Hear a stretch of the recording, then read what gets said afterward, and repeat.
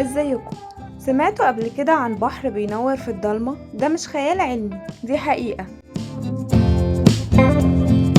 أهلا بيكم في البحر المضيء. الحقيقة إن ده مش بحر واحد، لكن دي ظاهرة بتحصل في كذا مكان، منها المالديف والفلبين وبعض شواطئ عمان واليمن وأماكن تانية. طيب إيه السبب في ده؟ السبب هي نوع من الكائنات اللي بتعيش في البحر، عبارة عن عوالق نباتية، حاجة كده زي الطحالب اسمها بلانكتون.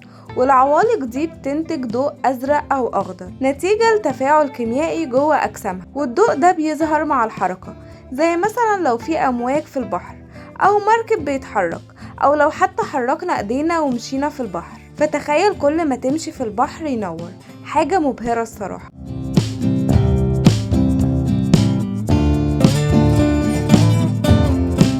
الظاهرة دي بتحصل أكتر في الصيف، ولازم يكون مفيش أنوار، يعني في ظلام دامس عشان تقدر تشوفها. حقيقي ظاهرة مدهشة، وكل ما نتعمق أكتر في الطبيعة هنلاقي ظواهر أروع بكتير.